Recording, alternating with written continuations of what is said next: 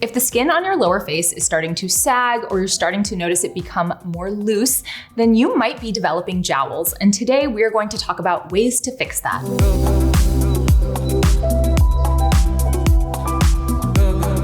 I'm Dr. Sam Ellis, and I'm a board-certified medical and cosmetic dermatologist in Northern California. I'm here to help you understand your skin and understand what's going to work and what's not going to work to get you the results that you want. So if that sounds good to you, give this video a thumbs up and don't forget to subscribe to the channel. The reason I wanted to talk about jowls, which is sort of that sagging lower facial skin that you often start to notice sometimes as early as your 30s, but often more prominently in your 40s and 50s, is because as a cosmetic dermatologist, I have patients coming in for consultations all the time, and that is the area that they are most bothered by. Sometimes jowls can be really prominent, but they are often kind of subtle. Of course, when they first start coming down, it might just be a little bit of shadowing along the jawline, or what I find is that people are starting to look in the mirror and do this motion where they kind of grab their face and pull things up and back. And if you're doing that and you're thinking, man, that looks kind of nice, then you probably have the start, at least, of some jowls. I think a big reason people don't like jowls is because it either reminds them of their mom or dad and they go, oh gosh, I'm starting to see myself as a more aged person, or they just recognize that their face looks less defined. And when we think about youth and feeling and looking our best,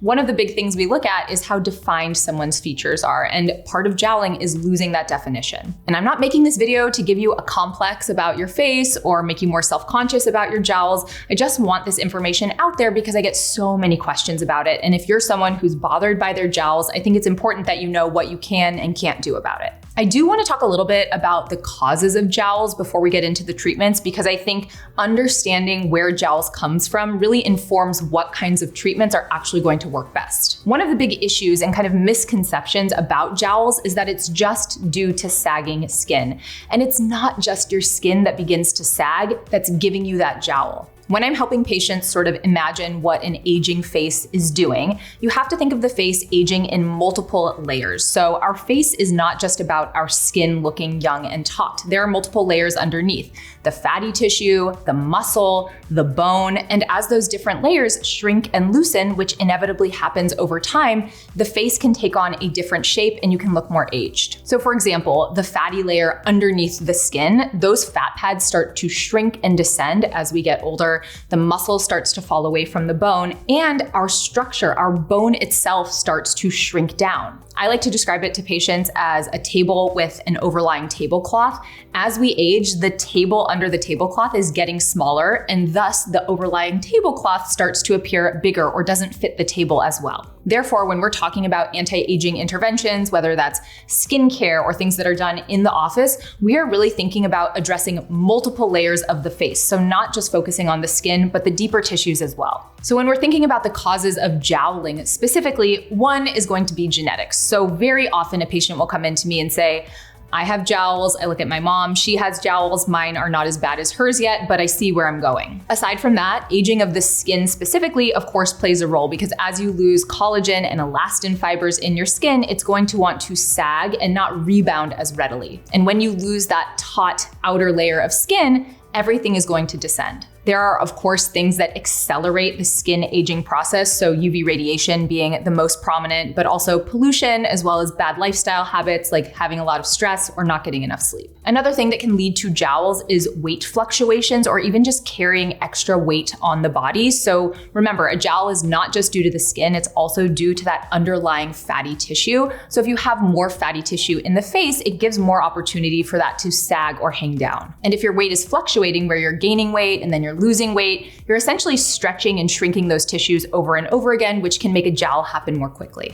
All right, so we've established what jowls are, how they develop. Let's talk about things you can actually do to improve them. I think it makes sense to start off with talking about things that you can do for your jowls at home, whether that's preventing them or just preventing them from getting worse. And the focus here should be on maintaining your skin integrity. A lot of what you're doing at home is working on the surface or outer layer, and even though that's only one part of the jowl, it's an important part. So that's going to include things like sun protection, whether that's with sunscreen or avoiding direct sun exposure, as well as using things like topical retinoids to help with collagen production. I do have plenty of videos on anti-aging skincare out there, so if you want more details on things you can add to your at-home skincare regimen, definitely check those out. Often when I'm talking about skin sagging or things you can do, I inevitably get questions about at-home devices like the NuFace or the Zip, and it's been my experience that those don't offer any long-term improvements, and it's something that you need to do every single day consistently to see the results. The same way that you would exercise regularly to keep your body fit, but as soon as you stop doing that, any results that you got would go away. I think if you're really dedicated to a regimen and you're going to do this every single day consistently and maintain it over years and years,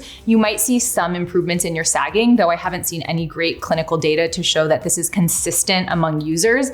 But if I'm thinking of like all the things you could be doing for your jowls, this would not rank high up on my personal list. Other things you can think about doing at home are facial massage, and you might be like, dermatologist recommending facial massage, that seems ridiculous. But if you're someone who finds that their face is often puffy, you may be holding on to excess lymphatic fluid in the face. And just the same way that excess fat in the face can weigh the jowls down, increased lymphatic fluid in the face may also contribute to that. So doing things like gua sha or other forms of facial massage may help drain that excess lymphatic fluid and give more contour back to your jawline. Really, the goal of addressing any jowls at home is to prevent them from getting worse. I don't think you're going to see massive improvements in jowls from things that you're doing outside of an office, but you have to think about what the natural trajectory of your face is. Those jowls are not going to naturally get better with time. So even if you're doing small skin habits on a regular basis to keep your skin healthy and strong, you're going to have less jowling in the future. I want to move on to in-office treatments now, because I think if you already have a jowl that has been established, that's where you're really going to move the needle in terms of interventions. And really the guiding principle of addressing a jowl and refining or sharpening the jawline is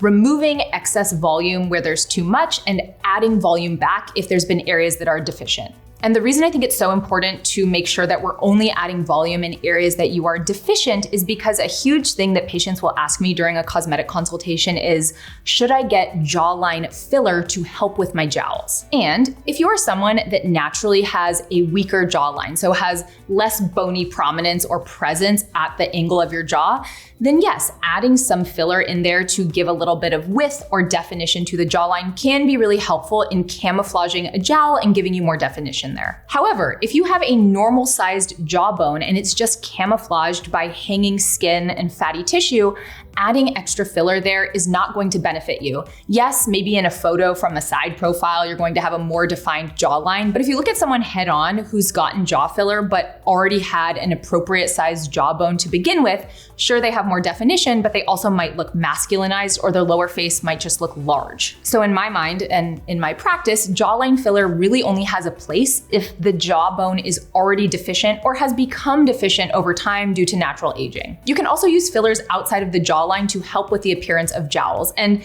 it's not working by lifting the jowl. I hate when I hear people say, oh yes, you can put filler in your cheeks and it just lifts all your skin up.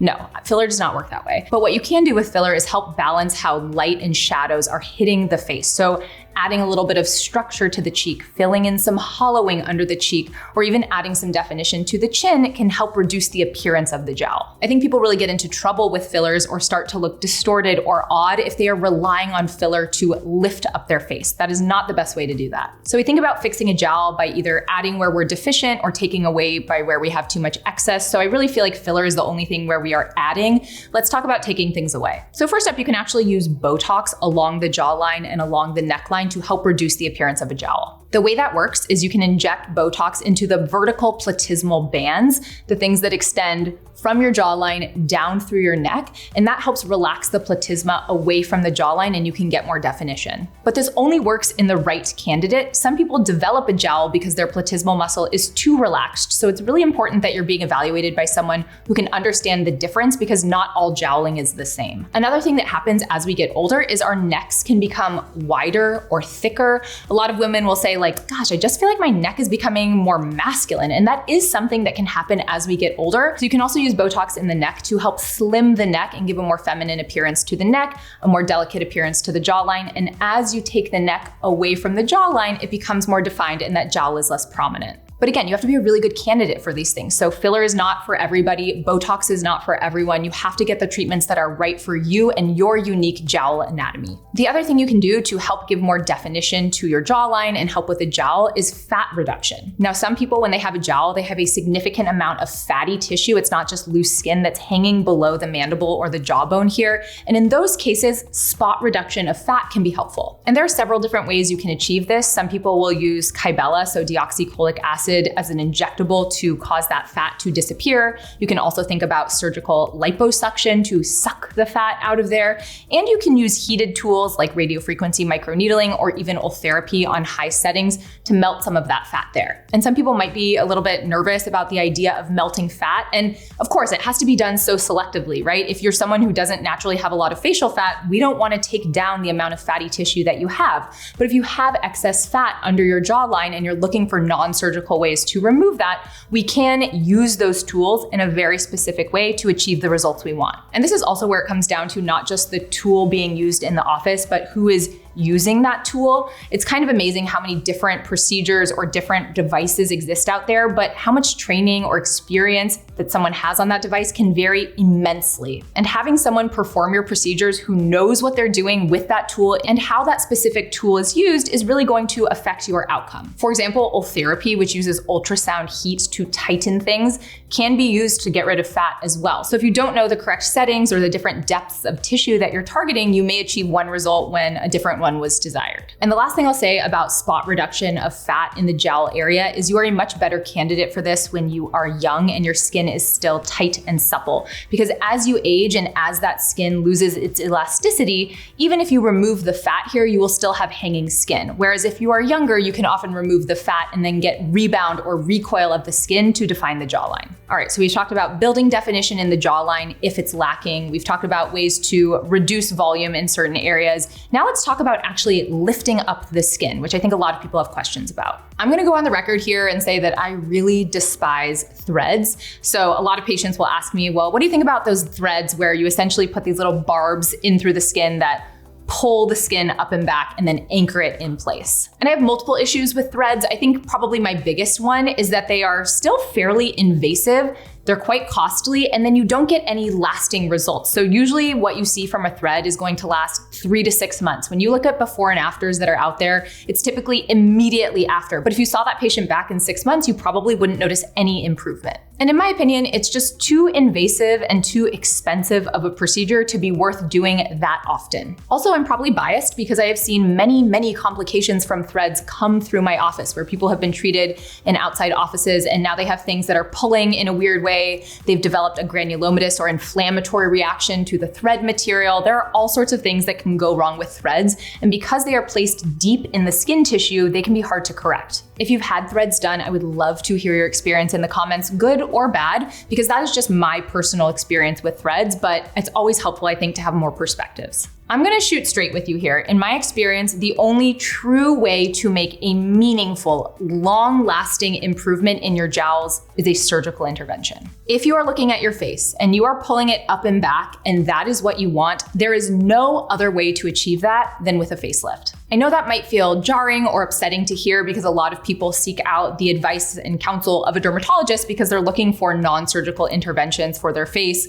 or for their jowls specifically. But the reality is facelifts wouldn't exist as a procedure, something that is costly, more invasive, more high risk, unless you couldn't achieve improvement otherwise. Of course, if we could completely eliminate someone's jowls with filler and Botox and tightening procedures, we would do it and no one would get a facelift. But facelifts really are the only thing that are going to fully remove a jowl for you. And again, I say this as a cosmetic dermatologist who performs non-invasive procedures day in and day out, but I collaborate with a lot of plastic surgeons. And for my patients who struggle with jowling, I'm always going to refer you to a plastic surgeon if that's an option for you. It doesn't mean you have to have a facelift, but I do think it's nice to have a conversation about it, because if the only way you are going to be happy with your lower face or with your jowls is if you get complete resolution or significant resolution of your jowl, you're not going to achieve that any other way. The reason a facelift is kind of the only or truest solution to a jowl is because with a facelift, you can address all layers. You can tighten the skin, the muscle, the fascia. You can pull everything up and back. Whereas if you're dealing with non-invasive procedures, yes, you can reduce the fat. Yes, you can reduce some of the muscle tension, but you're never actually going to be able to pull that skin and soft tissue tight against the bone again. So I know that might feel disappointing or disheartening to hear, but I really feel like it is the truest truth about joweling. And it's so important that when you are approaching these cosmetic procedures, that you are having something done that's going to give you the results that you expect. If you have any questions about jowls, definitely put it in the comments. Also, if you've done any treatments or interventions that have helped with your jowls, tell us all about it. As always, thank you so much for being here. Don't forget to like this video and subscribe to the channel, and I'll see you next time.